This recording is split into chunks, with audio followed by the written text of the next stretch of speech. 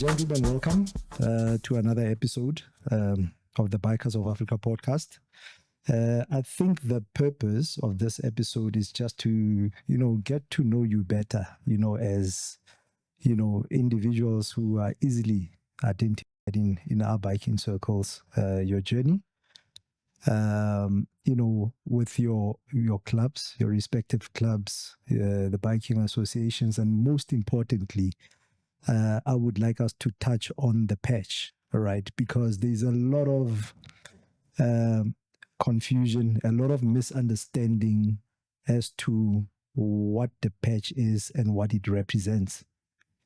And part of the reason why there's confusion, I think it's because there hasn't been a proper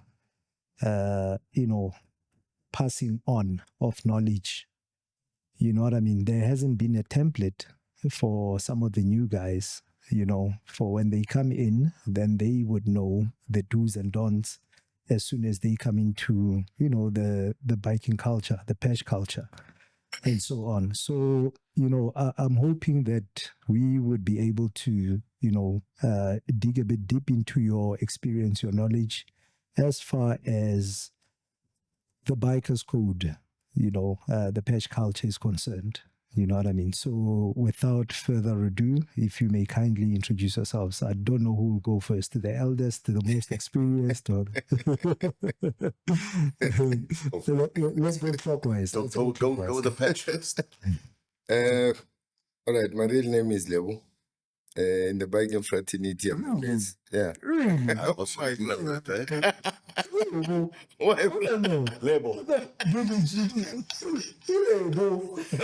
Yeah, but Billie Jean comes from far. Comes from the days when I was still a Boy Scout. Oh, okay. Yeah, I come from being a Cub Scout to a Boy Scout to a Rover Scout, whatever, Nothing to do with impersonating Michael Jackson. Or That's where it started, because when you go camping, I would dance crazy like Michael Jackson. And I used to have those jackets, those many super jackets. We learned something tonight. you didn't tell them. The red one. Yeah, I used to have a pen, but back in the days. A wet look. Yeah, a wet look. Yeah. And you were a scout. Yes. We're learning things today, bro. We should have done this Rover earlier. Scout Noga. Okay. Yeah. Born and bred in Joburg. Ekasi SOA2. I grew up in Mletsani, then Mletsani moved to Mlap Extension moved to Dikloof Extension. I personally started riding when I was still at high school, Fideltas High, Honda MP5, 50cc. That was way back in 1984. I started with roller skating, moved to BMX. I used to hit those stunts like crazy. Even the roller skate, we used to play that Mary Fitzgerald Square. By then, it used to be called Times Square. Yeah, I was amongst one of those who could, do all those stunts with roller skating and ice skating. I used to be bad back in the days. Sinking into the sky. Yeah. So from 84, then as, the years went by, I would like own bikes, your smaller Nyana bikes, your 125s or whatever. I can probably say I rode all the CCs. I just didn't jump onto a 600 or a 1,000. I think that is why I'm still here today, because I just didn't jump into the latest thing at that time. Brilliant. Yeah. 2005, we started meeting with some guys from Soweto. I was a solo rider. Then 2005, 2006, there was just a whole lot of us, solo riders, up until one time we then decided to form a club. The reason why we spoke of forming a club, because by then we were very young chaps, and we looked at, the clubs like your Eagles, and we thought that we won't qualify because of our age, because it was, full of like older guys, stuff like that. And we look at other clubs like Tigers as well. We said, no, we're not going to be okay. because we are. You have to first qualify for SASA. I didn't say it. You said it. Let the record show that. In case said it, I didn't say it. Keep it. Yeah, and then that's how we then that's how then Utrecht was formed. You know, I think when we started, where there was about 18 of us, 18 of us, and then 14 were on bikes, and the other 4 were ladies who at the later stage then, you know, started buying bikes. But when we started being 14, you know. Out of curiosity, who are those 4 ladies? Because I just want to see if my maths is matching. The 4 ladies was Zifaya. She was part of us. Jablile, she was also part of us. Zolega was also part of us. The 4th one was Kaz. There was another lady we used to call her Kaz. Okay. Yeah. Okay. Yeah. That was the 4th one. Okay. And then the others just followed. You know, they were just, you know, a friend of the hoodies. And then more or less, what year was this? I'm talking 2006. 2006. Yeah. Okay, if you can just hold it right there, then if you can move over to our next guest. Who is this gentleman? Do you know what my name is? Yeah. My name's Roderick. Then now you know the full name. My bike handle is Animal. I got that sort of with biking and racing cars at one stage of my life. So that's where that comes from. I don't know why they gave me the name. I still don't know why. You're wild. Yeah. I'm a quiet, calm guy. Yeah. I'm not a wild guy. As far as biking is concerned, started riding when I was about 12 years old. The bug bit immediately. It's, as you guys would probably know. Once that bug bit, that was the end of my non-biking career. But yeah, that's where it started. I was 12 years old on a KX50 in the bush. It was a mate of mine's bike. He said I could go for a spin. I brought the bike back about an hour or so later. First time I got on, I just didn't want to get off, and the feeling just stuck. Still have it. As far as riding together is concerned, sorry, you started off with the introduction about where you come from. So where do I come from? I'm a Joburg boy, born and bred in Coronationville in Johannesburg. Back in the old days. Reason I say the old days is at some stage in my life, when I was still much younger, my dad decided all of a sudden he's going to become a priest. And that meant that life changed for the rest of the family. We lived in Eldorado Park at that stage in Extension 2 when Elders was still brand new. Yeah. Extension 2 was brand new. So it gives you a time frame. Okay. From there, then moved to the old Transkei and lived there for the next 5 years of my life. Okay. So grew up in what was then regarded as a homeland. It was a beautiful time of my life. Transkei, we lived in a bubble. I think it's still one of the most beautiful places in the world. And you were already riding, as you said. That's when I started in the Transkei. Off-road. It was an road off-road bike, yeah. Okay. Yeah, I've never been much into off-road ever since then. I decided that car's actually a lot easier to ride on. Okay. All right. As far as the rest of my childhood was concerned, from the Transkei, my dad's first post that he got from Bishop Desmond Tutu was to go to Alexander Township in the 80s. Colored boy, looked like a white boy, living in Dark City, Ukasi. So yeah, spent the next 5 years of my life in Alexander Township. From there, matriculated, moved to Riverlee, and have moved many places since then. But as far as where all of the biking and patch and all of that comes into this long story, because I grew up in the hood, as well as in Ukasi, I was fortunate enough to go to a pretty good school, so I was exposed to white people as well, which was very unusual for those days. So colored boy living with black people and in the homelands and in Ukasi and from the hood. plus going to school with white boys, it was a very unusual spectrum of people that I'd grown up with, Sure. which kind of made me who I am today. The fact that I can understand different cultures and respect different cultures, that was born into me. Sure. And it's one of the reasons that we started in motorcycling, because motorcycling itself is a culture. Okay. So how did Westside Riders start?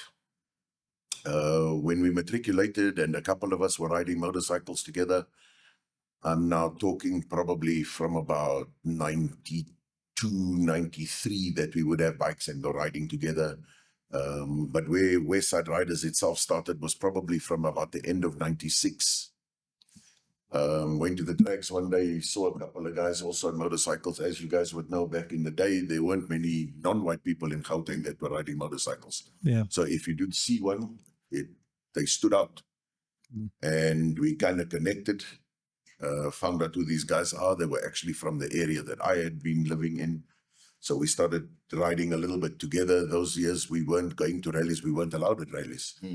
Your bikes were always scrap bikes. So if you did go to a rally, you knew for a damn sure one of those bikes was going to break down, and that was part of the road trip.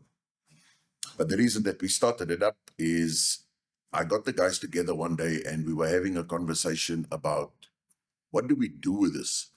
And at that time, both for black guys as well as for colored guys, the only real clubs that you could belong to as a young man or as a grown man even was you could belong to a soccer club, you could belong to a baseball club, you could belong to your church. Those were pretty big back in the day. Or you could belong to a gang. Other than that, there was no other option to belong to a group of men. So those were the only options that were available. Having said that, I'd been lucky enough in 1987 to see my first bike patch. A guy by the name of Cohen from Durban. Okay. Rode a GSX up to Johannesburg. Okay. I'd never known that a guy could ride a bike that far. As a 14, 15-year-old lighty, this impression stayed in my mind for the rest of my life. And he had a cut on the back of a denim jacket, and it was a Papillon rider's cut with a butterfly. You know him, Billie Jean? No. Huh? Do you know Cohen. the person? No, when he talks that year and the cut, and they used to use denim jackets. There was Denim back in the day before leather. Right. Yeah. All right. Yeah. But this really made an impression on me. And I immediately associated with the freedom that this guy must have had riding his bike up from Durban back in the day. Just on a bike with this cut on, and I identified with that immediately. So later on in life, when us as a group of bikers got together, I then knew that there was this extra option. Like you guys know me, before I do anything, I like to go and research this thing. And the more I started investigating what patch was all about, the more attractive it became. And it's one of the options that I then made available to the guys and said, let's start up a motorcycle club. They all looked at me as if, are you mad? That's something that white people do. That's not what we do. We're going to get Khamur every rally we're going to go to because we don't belong in that game. And I said, no, that's the problem. We do belong. We're here, we're South Africans. We belong in anything that we put our minds to. And we put our minds to it. And the club was launched in 1998. 1998, the club was launched. And we've never looked back. Very proud to say Westside Riders has never not been in existence for a single day since 1998. So it's continuous up until today. Brilliant. And that's All my right. story of Westside Riders. And then when do your paths cross? You know, Me and BJ. yeah. Hey. It sounds interesting already. You know, when we started attending the rallies, as he had mentioned, it was mainly Simon for his rallies. Yeah. Was the only rallies those days, except for the and the most popular one was Impala, the one in Artis. I remember the first time we went there, you know, you'd find, okay, all the white holes there, that side, you know, by the mountain. What year was this? That was still around even in 2006. It was still happening. Yeah, you and I, 2006 easily. Yeah. Yeah. We met around about Correct. that year. Yeah. All right. You see, so you would find most of the time the white guys are that side, the colored oaks are that side, the darkies are there by the gate. The reason why we used to camp next to the gate, when every Saturday, when the white guys, come from the main tent, then they would come our way, just to give us a problem. Up until I think we had a conversation, it was me, yourself, and Bas Frey. That's correct. And yes, I got to know him through Bas Frey. Yeah. Bas Frey was the president of SANBCA. But Yeah. Suspects wasn't even formed then, It was not formed yet. if I'm not No, mistaken. it was formed. In 04. It was, no, 6. 06. Yes, it was Then formed. it was. Then it was. Yes. Then it was. You're right. Yes. You're right. Fred was Then riding with the bench. we started discussing that, as the so-called darkies and, the colored guys should come together as one thing, and stop all this grouping and stuff like that. That's how we started knowing each other. And myself, Bas Frey, Upaduli, Omelo, yeah, we then became close. And the bench. And and Apache. Can't forget the bench. Bossy. Yeah, But and yes, there were a yes. whole lot of guys. And No, let me add the names because it's important. China, yeah, yes, Rex, yes. The late Rex. the late Okay. Rex, Okay, Eagles, yeah. Yeah, Eagles. Yeah. Soweto Eagles is the only black club that we knew at those Yes. that stage. Yes. Bas Frey and them, when they started Suspects, was much, much later. Yeah, Yeah. yeah. Oh yes, Yeah. yes. Okay. Yeah. But anyway, that's how we had to break this barrier. We said, okay, because of we getting heat from the white community, let us first match. Then tomorrow we'll try and break the color barrier, between us and the white guys.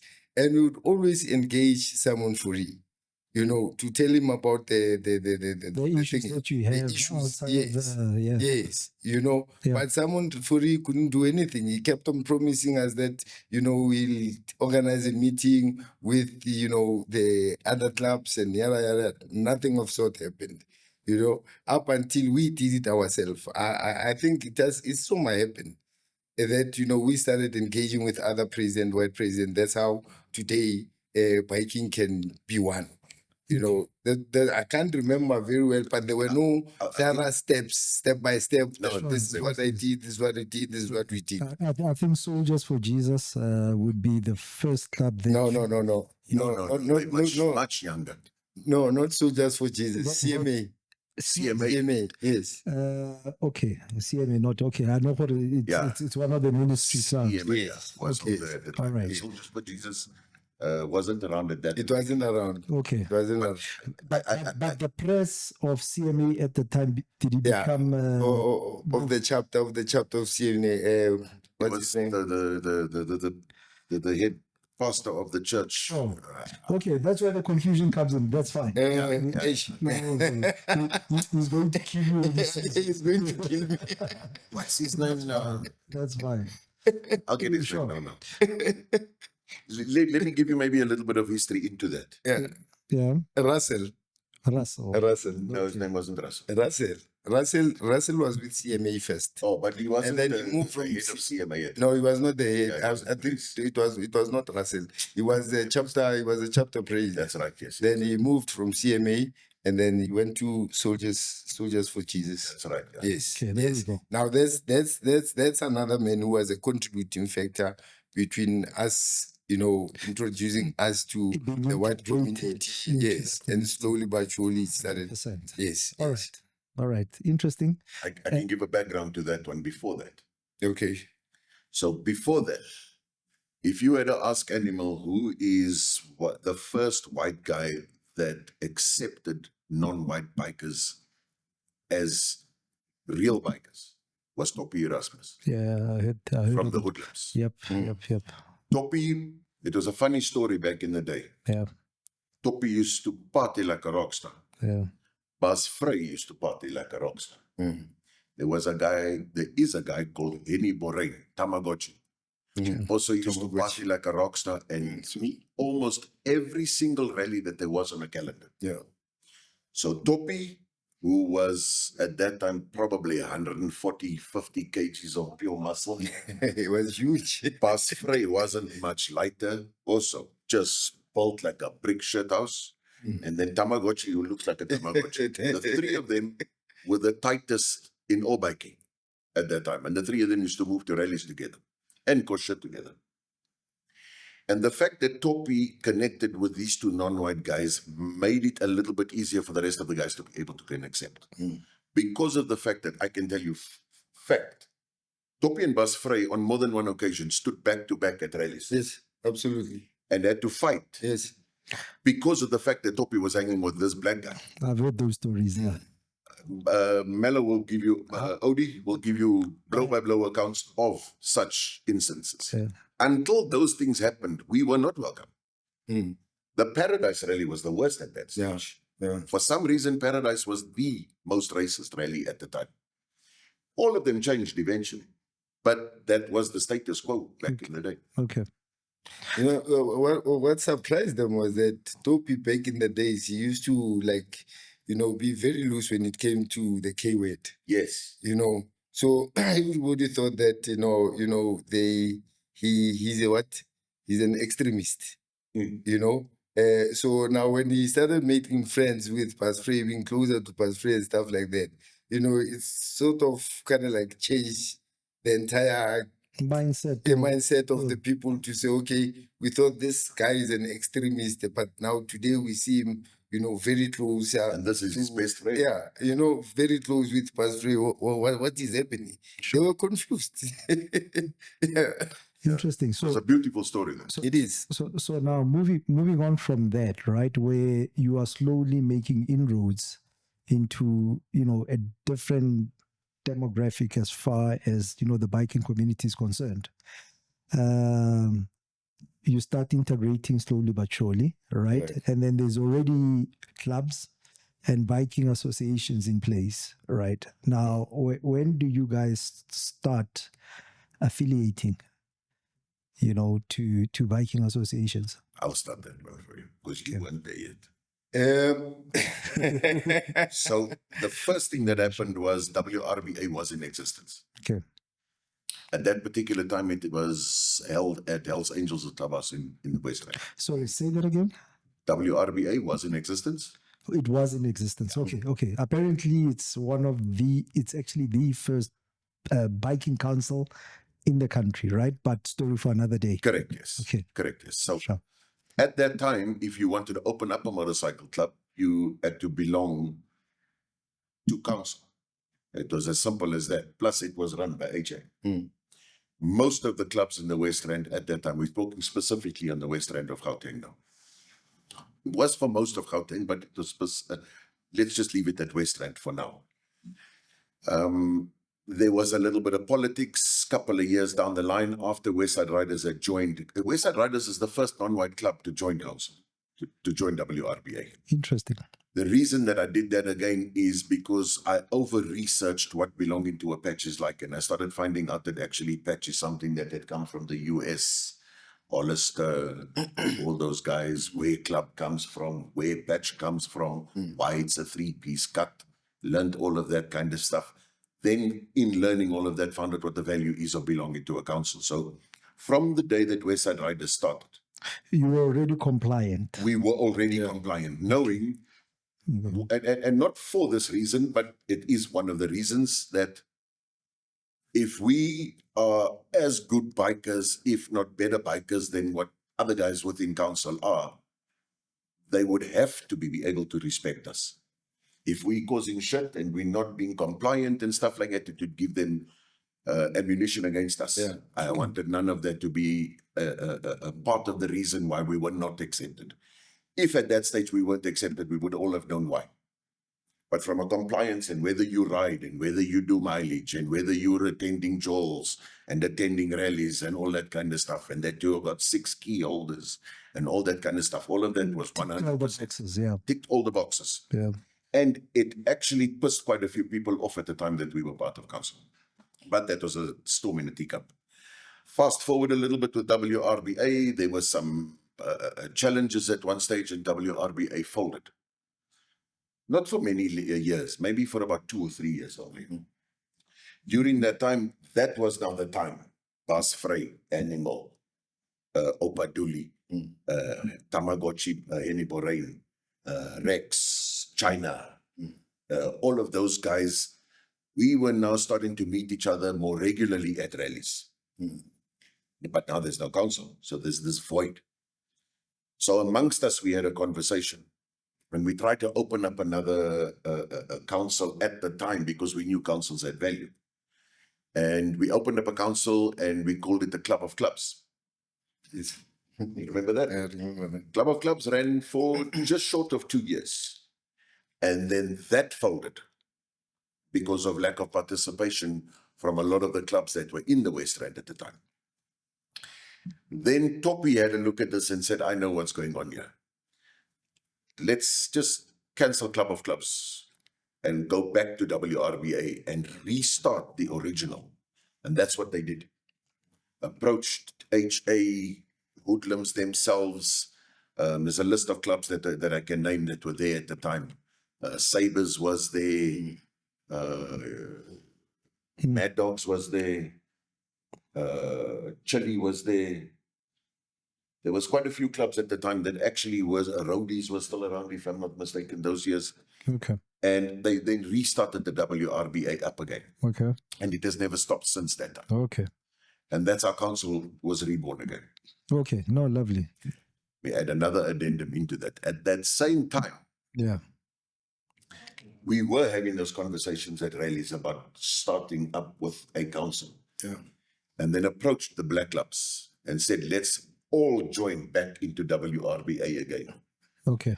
There were issues on both sides of the fence, Okay. and that never got to fruition. It was at that time that RAMBO started. Yes.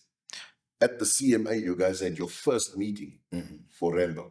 Can we put in, a year reference there? That would was be 09. 2009. 2009, eh?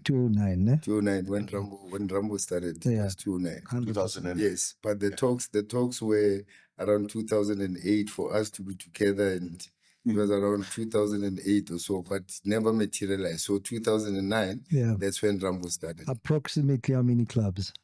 When we started, because we also had color clubs there. We were, I think we were 19. Renee Shangwin. Okay. That's Yeah, his name. Renee. Renee Shangwin was The national the president national of affairs of CMA. Yeah. Okay. And you only remember now. And he hosted you Yeah. at that meeting. Yeah. Yeah. Yes. Okay. Yeah. So I think we're 22 clubs. 22 Yeah, clubs. we're 22 clubs. Destroyers was in there. In 2009. Okay. Destroyers were there, were part of us. Cheese Boys were part of us. Bikers that play, SABC. Yeah. SABC wasn't formed yet. It was formed. Were they? Yeah. I could be wrong. But no. I remember Cheese Boys were there. It was Cheese Boys was there, AB was there. They were only starting. Okay. Cheese Boys I think started 2009. No, I just wasn't sure that they were at that launch meeting of yours. That's what. No, not the launch meeting. They attended the later meeting. Yeah, the later meeting. Even Okay. Bikers that play and thinking. Was this chosen ones were there? So we had a whole lot of clubs. We started pretty good when we started. Malume was there that day too. Yeah, Vikings was also there. Vikings was also there. You That's correct. Yeah. So now if we fast forward a little bit, right? Now you've got WRBA, you've got RAMBO. Yeah? Was there ever a relationship between the two councils? No. Or just you guys just split and then just became completely independent? They did their own thing, you did your own thing. From day one, they just stayed independent. Yeah. Okay.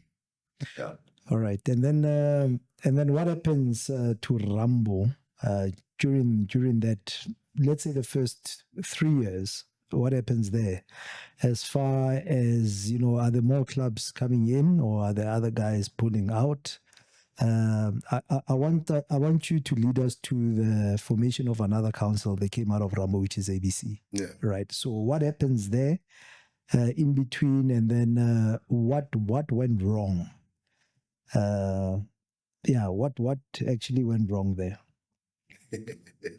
I honestly don't even know this. Okay. I'm not gonna mention names. Okay, that's fine. 2 people they went wrong then. Okay.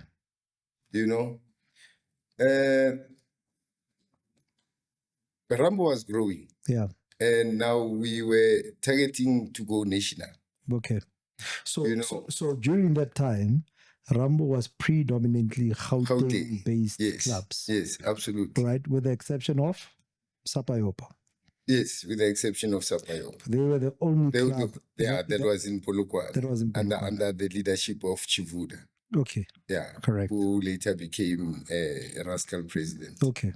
Yeah. All right. So the two people happened there. Sure. You know, so sometimes when people have got their own agenda, then it becomes a problem. Sure. It was after the election, I think it was 2010 or so. Okay. You know, when these two people were not elected. Okay. And as they were not elected, you know, they started seeing all the wrongs that they've been done, you know, in RAMBO. Okay. And, or rather, they started creating stories about the wrongs that have been done in RAMBO.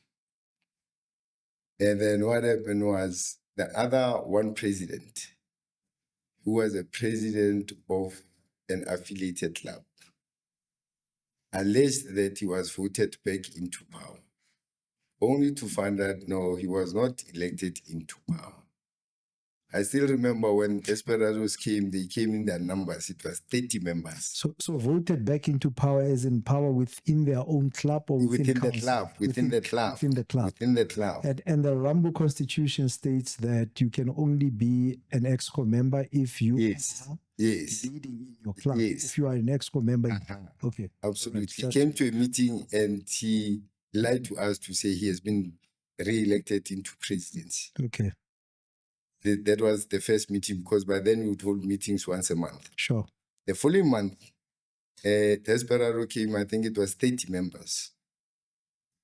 Just to clarify that matter, that we did not vote this man in. The person we voted in is Mr. X. Okay. Not Mr. Y. Okay. So Mr. X got pissed off. Okay. Now, Mr. X, after getting pissed off, he started now becoming friends with other gentleman that was not elected in RAMBO in any position.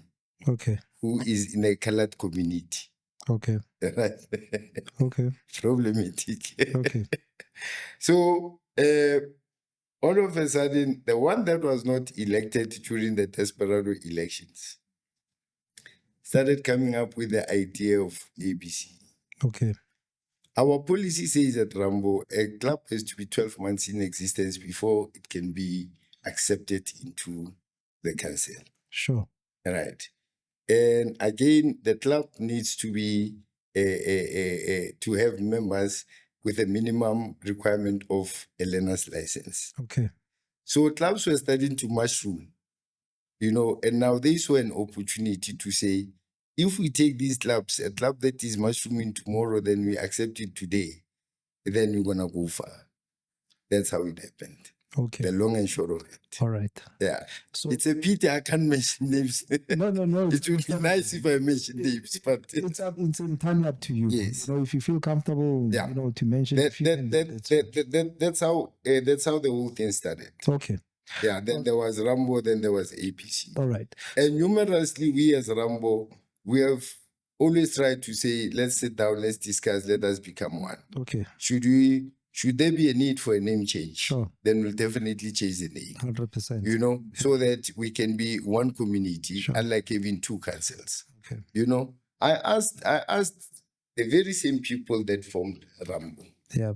that formed ABC, Yeah. to say, I think we're in the East End. I said, Chance, are you aware with this thing that you are doing or that you are starting? You're going to drive a wedge in the biking fraternity, more especially the black biking fraternity. They said, how so? I said, I made a lousy example. Imagine me if I stay in Midrand, there's an event in Pretoria, and there's another one in Soweto, in Joburg. Which event do I attend? And I was told by the founder members to say, ABC, it's not about day jolts and rallies. Yeah. I said, what you're talking is utter nonsense. You will see after years, And I'm still gonna tell you when I meet you after years to say, see the mess that you've caused. Yeah. And I always, I'm like salt in the wound every time they see me. Sure. Because I always remind them That to you've say, created this. you've created this mess. Okay. So what do you feel about the conversation now of late of trying to merge the two councils? That's what we've always wanted. Okay. That's what we've always wanted. And I'm glad. And I said to the chairperson of RAMBO and even the chairperson of ABC, Sure. just make it work. Okay. All right. Yeah. All right. I think we'll come back to that. I think just to clarify, I think this episode it's not really about yes the councils. Specifically this at RAMBO. We're trying to go into a much more serious conversation, which is protocols and the patch and what it means and so on. You know what I mean? So I think, Animal, on your end, as far as WRBA is concerned, if you had to fast track, because I personally know that it hasn't been smooth sailing, with WRBA as well, right? Did we explain what WRBA stands for? Because I don't think a lot of people. Okay, I think if you can just give the two definitions of Westrand Biking Association. Westrand. Simple as that. The first biking association. Oldest, from what we know. Okay. We will probably be challenged by some of the viewers. Sure. But that's a good thing. Yeah, I think there was a tug of war between MAWC and WRBA. Yeah, because MOC is also very old. It's also very old, right? Yeah. But because I've been part of MOC, right, then the leaders at the time, they acknowledged WRBA as the first. Yeah. You know what I mean? Like you said, I mean, maybe someone else can come up and say, hey, wait, yes. Show us some documentation, we'd gladly take it and keep it as part of record. You know what I mean? Absolutely. Yeah. So I think if you had to fast track, the time that, while RAMBO was still busy forming, I know that your club is no longer part and parcel of WRBA, is it? Oh, no, very much so. They are. I've always been. Of course, Mark. I've always been. Okay, all right. Yes. First Mark, DW. Oh, yes, of course. He's sitting on the board. 100%, right? Yeah. So it hasn't been smooth sailing. There has been clubs that have left, and so on. So what can you attribute that to? Because we want to learn, because there's always questions, especially with clubs that sit outside of biking councils, that ask themselves one pertinent question that why do I need to affiliate? Why do I need to join? Why do you tell those clubs?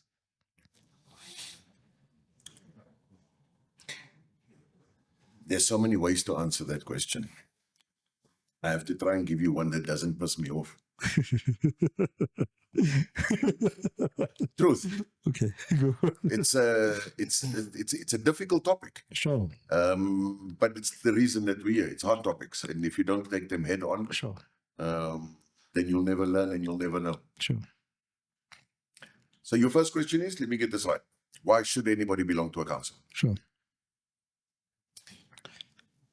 If you belong to a motorcycle club, you've already identified yourself as a patch biker.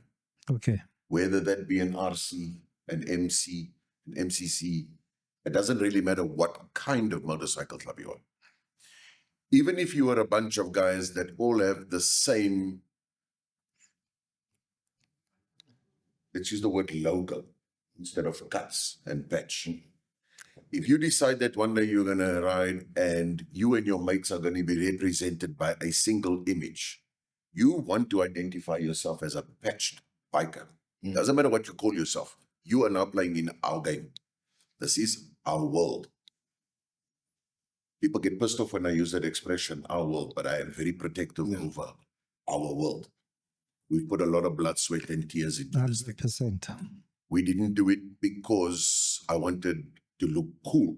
Sure. Although I do look fucking cool when I got a patch on. But it was not the main reason that we did what we did. No shortcuts. Yeah. And that's just the thing. And sure. We come from a totally different era to the era that we are living in now. And that's why the guys of today's era are finding it so difficult to understand what it is and why we get so emotional when we start discussing these things. The minute you identify yourself as something, you got to lose some form of individuality that you thought you might still have had. Individuality is the only reason why you wouldn't belong to a council Or fit into any group. or fit into any group of any kind. 100%. You mentioned scouts earlier on. Maybe that's a really good example to use. How much effort did you put into becoming a scout? How much love did you have for scouts? Yes, I was passionate. I used to be, as I said, I ended up being a rover scout. Now that's a commendable thing because it took effort, it took commitment, and most importantly, it took skin in the game. It didn't come for free. There's nothing for mahala in this world. Besides what anybody believes, there is nothing for mahala in this world. That's the reason that you need to belong to a council. If you've identified as a patched motorcycle rider, I believe that it is your duty to belong to a council. The reason being, you chose to identify as that. Besides using scouts as an example, I always use this one as an example as well. Let's use the military because that's what patch is based on. So let's use the military as an example. Why does the military have a uniform? It's a very simple reason. So that the one guy don't end up shooting the other guy when actually they're fighting for the same side. That's why uniforms exist. But those uniforms become so deep and so entrenched, it does protect your life. Here you come along one day and you decide, I like that kind of outfit and I don't want to go buy myself a camo outfit there from the shop. I want to have that outfit that looks like that particular country or that military. Go and do it. See what happens to you. You're going to get your ass kicked. Sure. Somebody's going to take offense to the fact that you are identifying as something that you are not. Sure.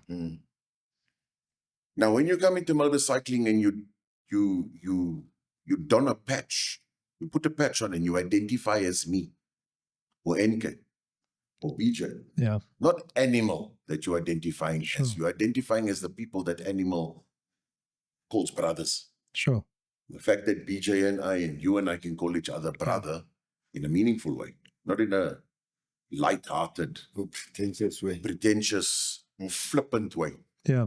We really mean it. Every time I say to you, NK, my brother, it's because I love you, my brother. Sure. Every time I talk about BJ, my brother, it's because I built a relationship up. Even I've got mileage together and we've got time together, same that you and I have got. Sure. For some paluka, where's the camera? I want to look at the camera. Which one am I looking at? This one.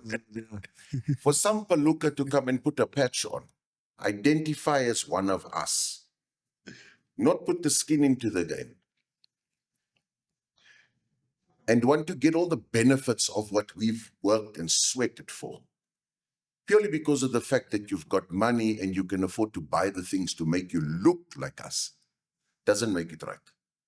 Please don't do it. If you're going to go into patch biking, do it for the real reasons. Respect, passion, commitment, and love for the brothers and sisters that you ride around with. If you do not have those, do not patch. Please just be a normal biker. There is nothing we're going to hold against you for not being a patched biker. That's not what this is about. It's not about that a patched biker is a better biker than an independent biker. No, That has never ever come into the equation. I'm glad you. But if you're going to identify as me, for fuck's sakes, act the part and do the right thing. Sure. Money doesn't get you respect in this game. Sure. Mileage does. So I'd like to throw a bit of a spanner in the works there, right? Because we have to look at, some of our challenges in biking from all angles, right? So you've got a lot of new guys who are just patching up left, right, and center. And back in the days, that wouldn't happen because, biking associations had a voice, had a stronghold. They were much more coordinated and so on, right? So who is to blame, in this day and age? Is it the new guys who are just patching up left, right, and center, or is it the biking associations? The new guys. The new guys. Straight up. Okay. I know you and I differ on this, but I don't get that. I would also say both the new guys and the power mongers. And the power mongers. For sure. The power mongers. Right. Because we are where we are right now because of those two. Okay. if tomorrow NK does not become the president of the club Yeah. and AK has got money, Yeah. tomorrow NK will take about 4 guys from this club, then they go and open up their own club. Okay. Now, why? Because every time you ride together on breakfast run, now you're thinking that because you call the shots to the other 3, you are the man. Only to find that in the long run, when that club is growing, then you start experiencing the very same problem that you experienced previously. 100%. You see, so the new guys go with whatever they're riding. If I ride the latest bike in the market, it means I should hang around with my kind, so to speak. Then tomorrow we want to patch.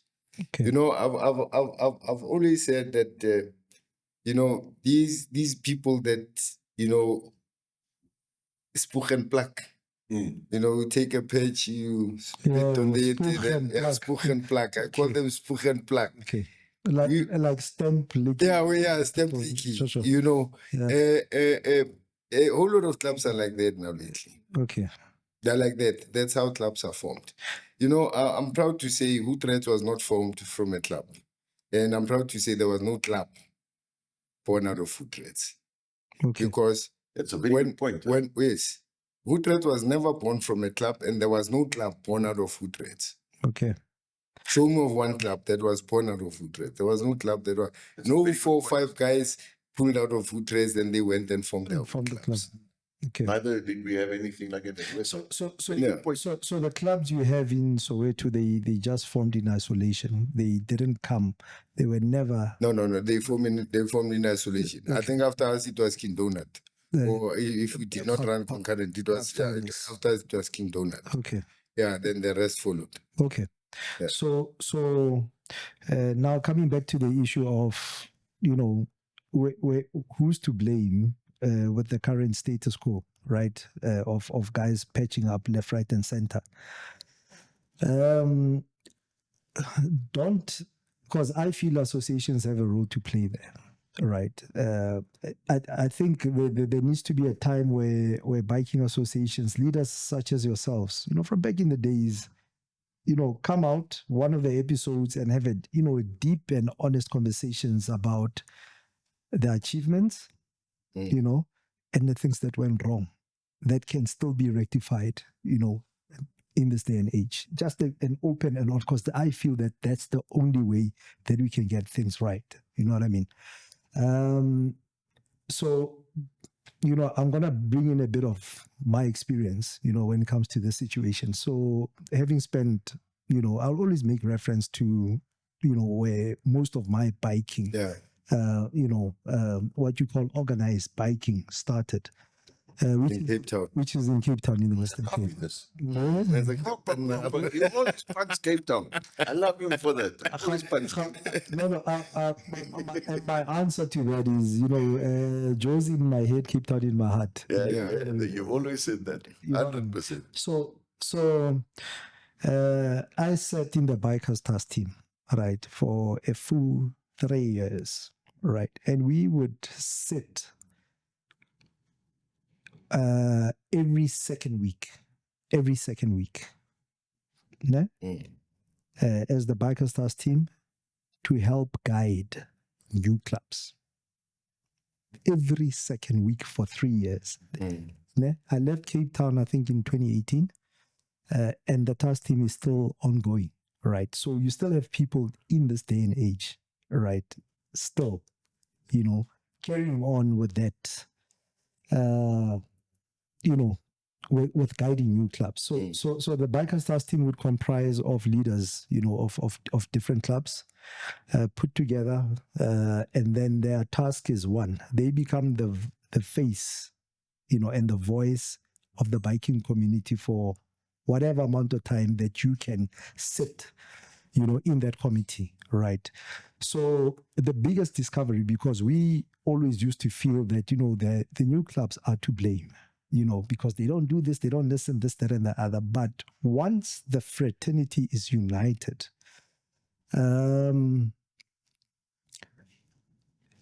access into it becomes almost impossible if you decide to go and do your own thing.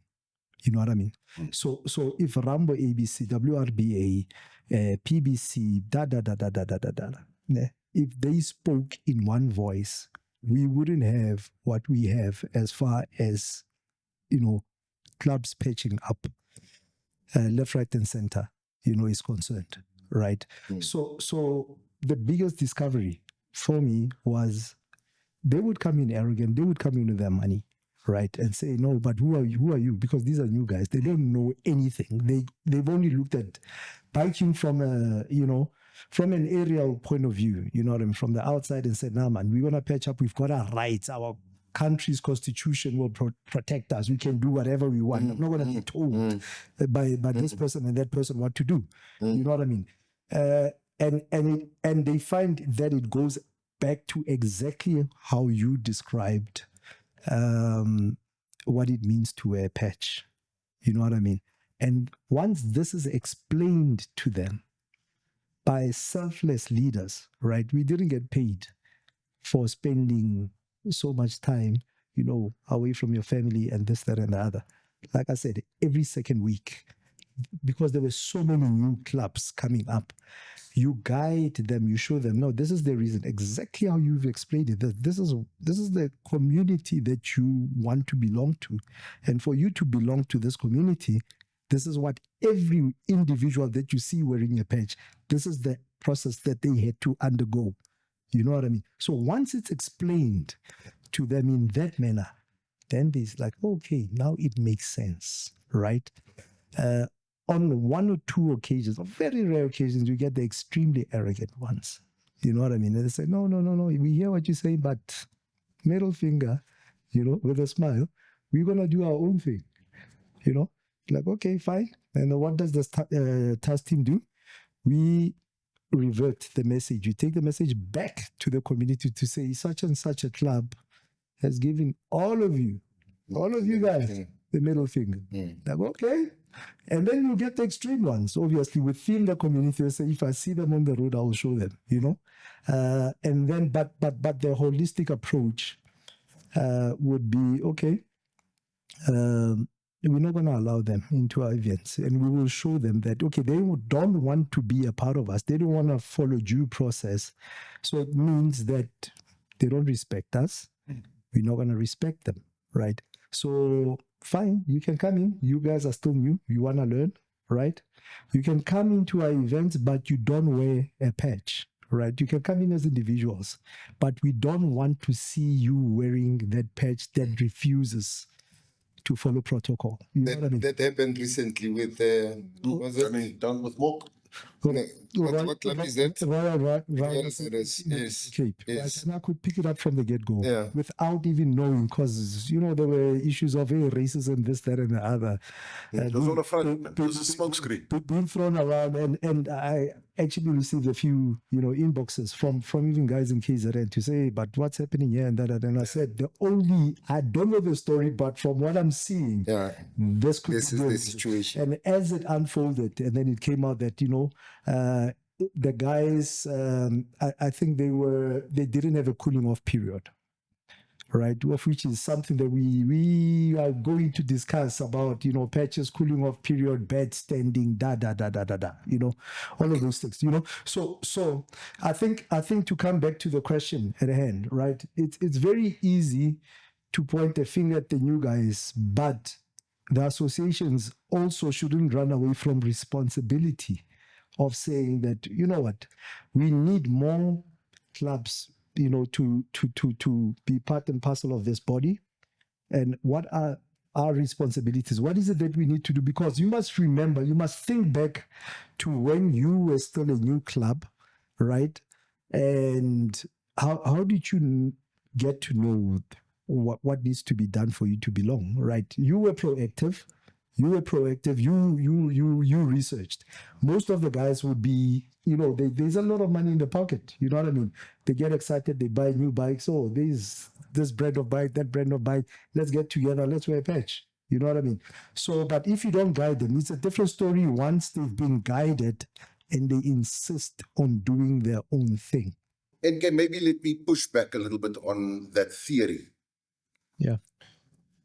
It's one I believe in. Again, I say I don't do these things lightly, and I don't say these things lightly.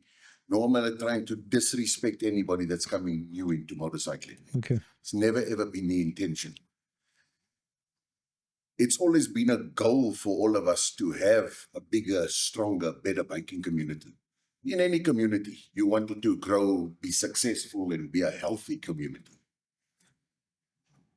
The problem that I've got with the pull, I call it the pull factor that you're talking about. You pulling guys into council and saying to guys, come here, let us teach you,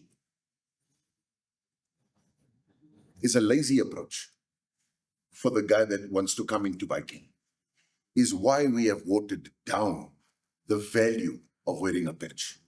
It's purely for me because of that reason. Not because of the fact that Animal was wise enough in order to go and do research and go and do this. That's not because Animal was wise. That is the only way to do anything.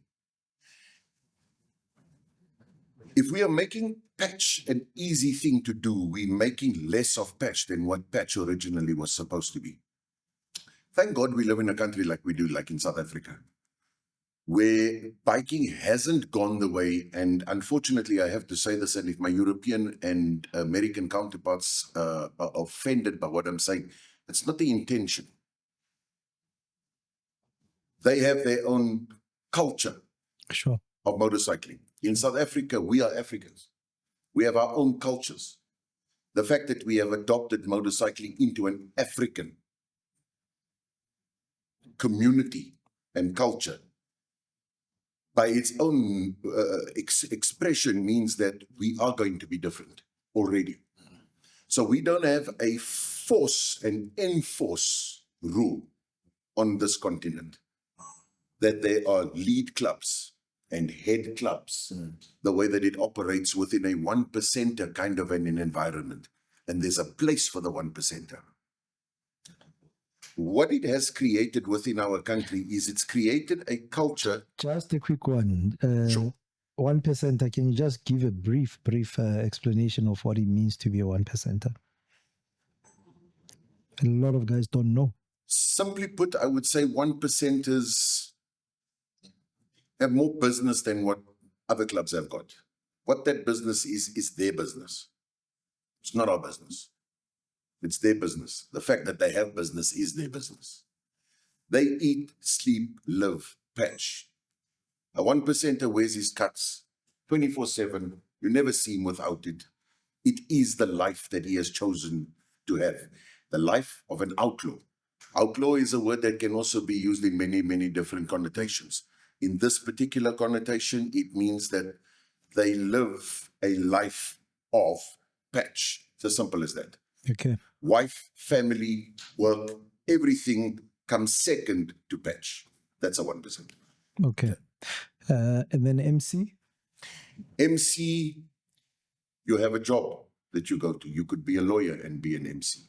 You could be a lawyer and be a 1% too. But you're a different kind of patched biker to what an MC. I'm an MC. I love my brothers implicitly. My protocols mean everything. But my family does come first. My God comes first. Then comes my family. Then comes my job because it pays and allows me to do everything that I can. And then comes club.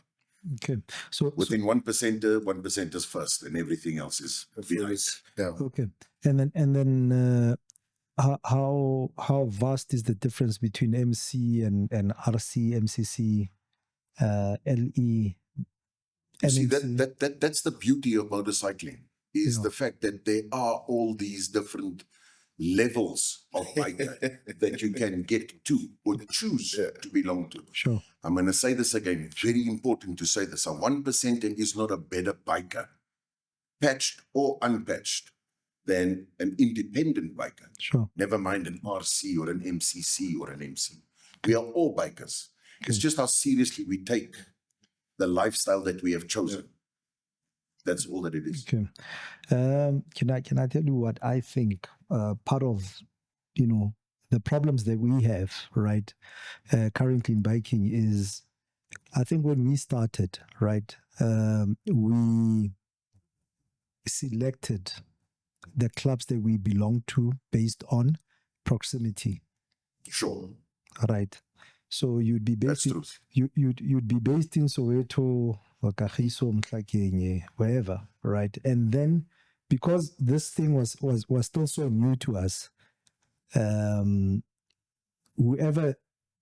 whichever rider that you'd see on the road, you would try and find out who was that guy riding Who's that guy? a yellow R1. You know what I mean? How would we be able to tell guys just purely by their bikes? Come and join us. You know what I mean? Because we were just focused on growth, on growing the culture, growing the community. You know what I mean? And then they would obviously, go through the probation period and prospecting period and so on until they get patched, right? The rightful way, in hindsight, what we could have done was put those structures in place, right? To say that these hoodies, they're an MCC, these Westrand riders, they're an MC, and this is what it means, right? And they such and such and club, they're an RC or an SC. You know what I mean? Because what we currently have is a lot of bikers who are actually RC material or SC material, but they now belong to an MCC. You know what I mean? He doesn't want to do meetings and club responsibilities, he or she. You know what I mean? They don't want to do that. All that they want to do is, I just want to ride. You know what I mean? And then you have MCCs that are actually, RCs or SCs. You know what I mean? And then they have members who actually want to get involved. Guys, let's organize, let's do charity work, let's do this, that, and the other. You know what I mean? And that's where the conflict is currently in most clubs, because you have people belonging to, groups of different clubs, but because we did not label our clubs properly and say, you know what, we actually an SC, we just want to wear a patch, we want to be identified in the biking community, but we're not interested in hosting day jolls, rallies, this, that, and the other. You know what I mean? I think there's a lot of that's coming out, because there's a breakfast run guy or guys within a club who said, but I belong to a club. When I was on the outside, I only saw, bikers parked at the garage. Every weekend they're doing breakfast run. I belong to this club. I've been here 3 years. We haven't done a single breakfast run. Then you might find that, and that's the only time that they have. Maybe they only have 2 or 3 hours in a weekend. They just want to do breakfast runs. You know what I mean? So I think there needs to be a conversation. You know what I mean? There needs to be a time where the fraternity comes together and start declassifying and classifying different clubs to say that, you know what, it would make a lot of sense to me. You know what I mean? When a club starts up and say, no, we're not an MCC, we are an RC. You know what I mean? We will come to your jolls and rallies now and then, but we just focused on our breakfast runs, and you know what I mean? Long story short, but yeah. No, I hear you, NK, but the problem is what? When Animal spoke, when he started speaking, Yeah. he said before they could open a club, he made his own research. Sure. Same thing with us. Sure. Understand? Yeah. Now what you are saying now is that we need to spoon feed. Unfortunately, No. Unfortunately, no. But the sad part about it is that who would want to open the mouth? Well, when we spoon feed, no one wants to eat. If the fraternity, how many times have I sat with you at jolls, at rallies, at wherever, Sure. trying to pump some sense into all these new riders? Okay. Whoever listens, Okay. we'll start the conversation being 10. We'll end up being just you and I, I know exactly where the problem is. I know exactly where the problem is, because, within councils, there are clubs that are not compliant. Right. All councils. Number one. Yeah. Right. And those clubs that are not compliant are the ones that don't want to have that conversation, because that's going to what? Expose them. It's going to expose them. Yeah. So true. The second thing is that there is proof of concept, right? Yeah.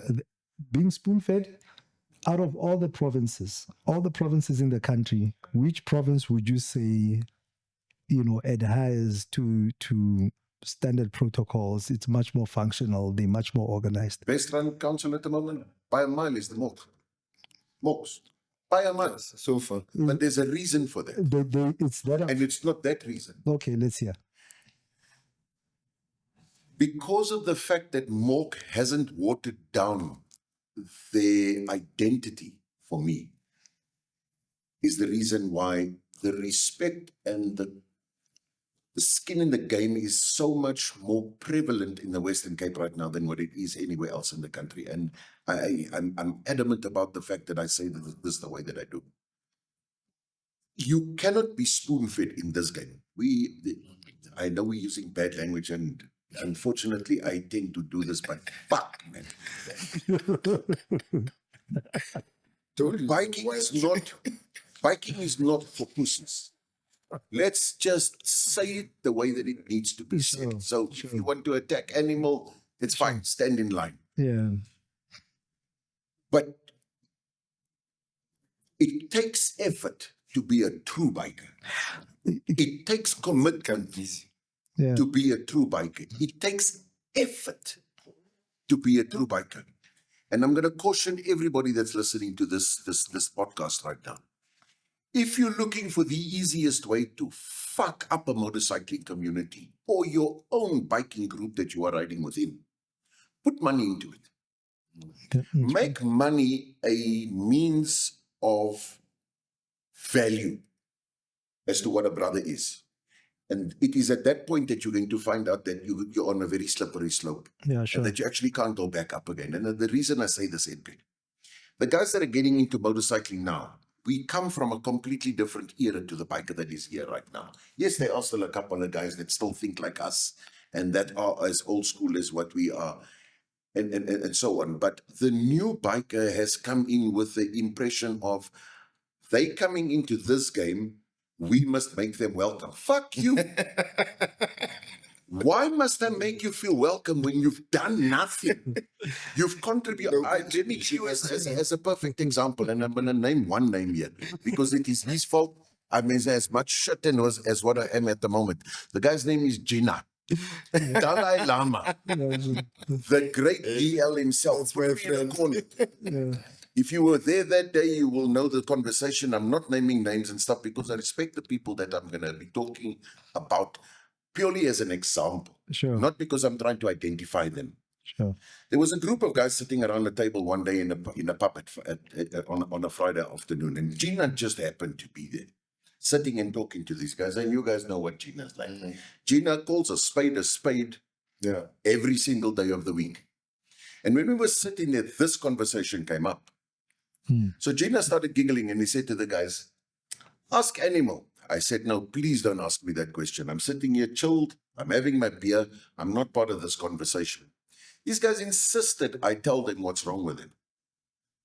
After I refused to do so, probably for about 2 hours, eventually I'd had enough beers in order to now say, okay, let's then have this conversation now. And the truth of it is quite simple. I said to them, why didn't you choose to belong to a council?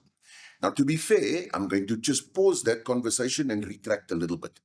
I still have an issue, and I'm going to make it public now, that RAMBO and ABC exist as councils outside of current council structures and SANBCA.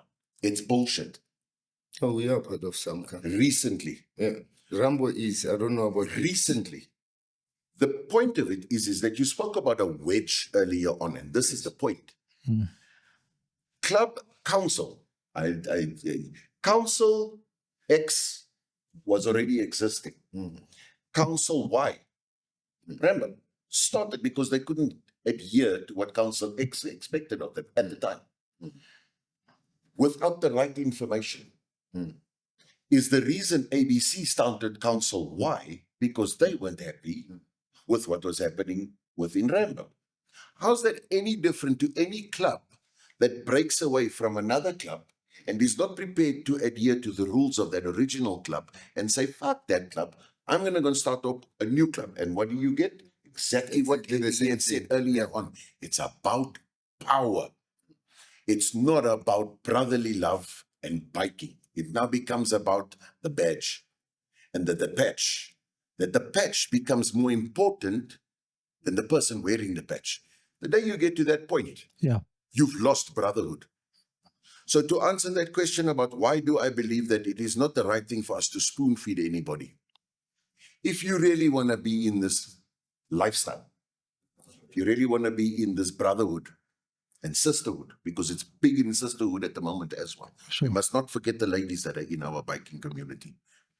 But the fact that you want it to be easy is unacceptable as a reason. When we boil down to the detail, that day with that conversation with Gina about why I was so angry with these guys, I said to them, why haven't you joined the council? No, because they're a bunch of racist guys the last time we went. And this is the true answer that they gave us. They were racist towards us. I said, boss, how was it that they were racist towards you when there were other non-white people sitting in that council that day? How come they didn't feel the anger that you were feeling from this racism point of view that you've used as the trump card to not start a council? They couldn't answer me. I still have not been given a sufficient answer. The same goes for anybody else that is within a club and doesn't want to do the right thing. Don't learn. How difficult is it, and how insulting is it that guys are taking it as an offense when all we are saying is just put a little bit of effort into it. Okay. I promise you it'll be worth it. But that being said, like I said, I like to look at both sides. You know what I mean? What flaws can you point out within councils as far as, allowing new clubs, to come in? What is it that someone from the outside, what flaws will they pick up from the outside and say, you know what, I wanted to join a council, but from what I'm seeing, let me hold back? So, excellent question. That question is no different to the question of why should I still belong to this particular club and not go and start my own club? There's no difference between those conversations, and I'll tell you why again. Again, you can see, unfortunately, I've put a shitload of time into this kind of conversation. a council operates as a family. Yeah. No matter how you want to slice and dice it, at the end of the day, it's a family. It's a family of clubs. Yeah. A club is a family. No different to a council. Sure. It's a family of members. Sure. No different to the same family that you have at home. Sure. And that you have at home. In order to stay part of Billie Jean's family, you sometimes have got to concede to your mom telling you shit, or to your dad directing you in a particular way, or something like that. The only difference is that you can't go and jump out of your club or your family and go and change your surname. Yeah. Your father's going to probably end up kicking your ass. It's the reason why our actual family structures are starting to deteriorate. Never mind just councils.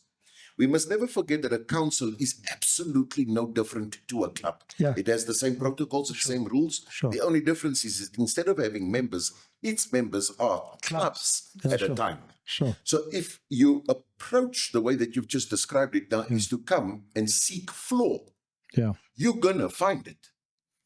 How about the approach rather be, let me go to council, and this is one of the problems that RAMBO had and ABC had at the time when not joining councils was, but we're not represented there.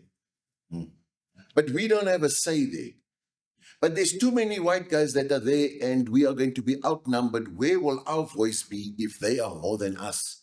And I said, but guys, the only way to change something is from the inside. Sure. You cannot change something from the outside. Now, how's this for a job? I remember we had that conversation. Not just the conversation. The day you guys launched, I had a fight. I got up and I walked out of that meeting. Myself, Audi, and Shunda were in that meeting that day, including Jigs. Yeah. He was also there that day. I have the same issues.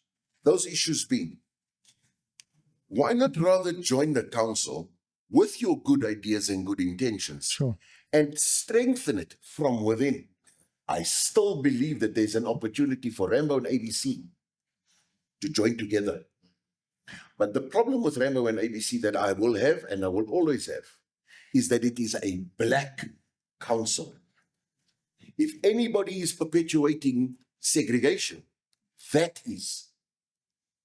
If we are truly going to have this conversation and dig down and get to the bone of this thing, Sure. then we must have open and honest conversations with ourselves and say, then RAMBO needs to go to SANBCA and say, we'd like for our members to start integrating into all the other councils. If you're asking me what's the truth of this whole thing, RAMBO can have members in Cape Town and then not belong to MORC. How does that make sense? Yeah. RAMBO can belong in Mpumalanga and Limpopo. There is a council there. Why is there a separate council for black people all across our country? That's a conversation to be had, because I think there were a few instances that happened. There's few, there's a chain of events, right? Whether they were or not, the point at the end of the day is the only way to change something is from the inside. I agree, and I saw that work with MORC, right? Yes, that's exactly the approach that MORC is taking. 100%. I mean, MORC was also, I think, on a downward spiral. Correct. Up until what year was it? I can't remember. Early 2000s. But no, much later. I'm talking just post 2010. You know what I mean? Oh, I see. From when it actually turned around. You're right. It was supposed to be. Yeah. You know what I mean? So I agree with that statement. But there's a part of me that says, you know what? There's nothing wrong with. I mean, we've had these conversations, before, where councils, white councils, black councils, try to say, okay, no, come support my event. You know what I mean? And let's start to build from there. I think, our demographics, our cultural differences are way too deep for us. Please don't say that. No. Truth be told, I'm 100% way too deep. I'll tell you why. Right? Way too deep that I mean, when we started, our club started in 2009, right? And we attended every jol, every rally, right? And for me, it was just a thing of the brotherhood. Like, I feel like, wow, different race, different gender, it feels like family. Beautiful feeling, most wonderful feeling ever. And I enjoyed that more than any other experience at the event, right? Whereas other people would, I'm a non-drinker, right? They would enjoy the drinking and they would enjoy the music, right? So us as a black biking community or group, we were still small at the time, musically we were not catered for, you're right. And which is understandable. They've got their format and so on, right? Up until we started putting together our own event, changed a bit of music and people started, wow, we see a difference, a huge difference. We like your setup. You know what I mean? So when I say that culturally we are different, so you can't expect, and which is one of the gripes that most black people had in Impala. And that's the reason that they were not catered for. They were not catered That's for. why we started having a rally within a rally. A rally within a rally. With the tent. That's 100%. You know what I mean? So what I've always said that is, as far as rallies or jols and whatever is concerned, because we are so different culturally, you can't do anything there. Whether you like it or not, you can't change that. Disagree with you. The only thing that you can do is to start something new afresh. No. Okay, I'll tell you. I'm still riding that wagon. I'm listening. You know what I mean? So the only approach that we can do is to sit around the table and decide what is it that the biking community, let's put race, this, that, and the other aside. What is it that the biking community needs from us as leaders? Right.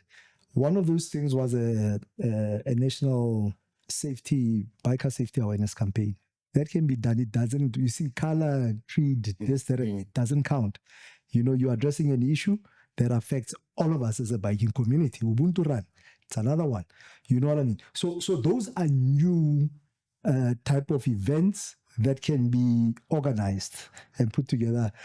You know, our time is up. Our time is up. We have to rush out of here, unfortunately. But you get where I'm going with this.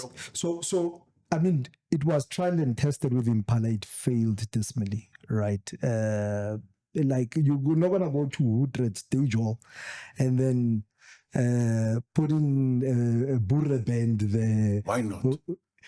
Let me, if I may, and I know we short on time, so but I need to get this here for the purposes of this conversation. Sure. I've always believed it, and I've now seen it put into beautiful effect. And when I tell you beautiful, the world has taken notice. Sure. Just because we are in motorcycling doesn't mean that we cannot learn from another culture or sport. Sure. Rugby. 100%. They told Rassi, this cannot be done. There's got to be a quota system, and the quota system is the only way to fix rugby. Sure. That is RAMBO having a rally within a rally at the Impala. Force people to do things that they don't want to do. That's not the right approach. What did Rassi do? Rassi says, fuck the quota system. Sure, you tried it in the beginning, and all it did was it pissed people off. Sure. The only thing that you want to be able to can do is, are we all bikers? Are we all rugby players? Yes. Are we all passionate about this game equally? And are we all passionate about this game equally? Yes. You will only get what you need to get out of being a Springbok player Sure. if you produce the goods, you put the homework in. You make your body the same size as any other professional rugby player. You learn all the rules of rugby. Sure. And you make sure that you tackle better than any other guy that is out there. The same must apply to within motorcycling. Just because of the fact that I'm a black biker doesn't mean I must operate in order to be recognized as a real biker, like a white biker. That's not the point of the conversation. And that's where we are all going wrong. What we should be saying to each other is, I am a white biker. I am a colored biker. I am a black biker. The fact that I listen to Kwaito versus rap music versus soki soki, Sure. that is my culture. Please don't take it away from me. I want to be black. I'm proud of being black. I'm proud of being colored. And I can tell you the white boy is proud of being white as well. Sure. Does that mean that we must force him to listen to Snoop Dogg Yeah. and Black Coffee? No. But if you have gone to the rally on a motorcycle, and there is availability of, at some stage during the day, that rally organizer must realize, I have bikers at my rally Sure. who have different tastes. Sure. So not just must there be a boerewors roll and samosas, Sure. there must also be pap and vleis. Pick up, yeah. And as long as we start respecting each other and understanding each other's cultures, Sure. we will then be able to accommodate. No, 100%. Unfortunately, we have to wrap up. But I think there's a lot that needs to be, elaborated. Let's have a part two to come and discuss the whole page thing. Yeah, season 2. Because now clubs are starting via WhatsApps now. I create a WhatsApp group, and once it's got 500 people, now I come with a design of a page, and hey, it's a problem. Yeah, sure. It's a problem. No, awesome. Thank you for coming through. Definitely a round 2 is needed. I think the objective was to delve deeper into the issue of patching up and what it means and this, that, and the other. But it was a nice introduction that we had about the conversation that's about to unfold, right? Because the issue of the patch, it's going to be an ongoing conversation on the podcast, because there's just so much that needs to be discussed. Are we still running live? So this is part 1. And then yes, we still maybe a minute. I'll say this much after all the shit I've just spoken. Sure. Is Animal available to people that would like advice? Absolutely. Sure. I'm not coming to you. Sure. Come and ask me questions, and I will open my heart and my mind to you, and I promise you I'll give you the time of day. Yeah. Awesome. Same here. Closing. Okay. Same here. And I always say, it's not about what the club does for you and what the council does for you. It is what you bring into, what you're putting into the club and what you're putting into the council as a club. Awesome. So it's a two-way traffic. steps. It's not just omnidirectional. Thank you, gentlemen. Until the next time. Respect and thank you. Thank you.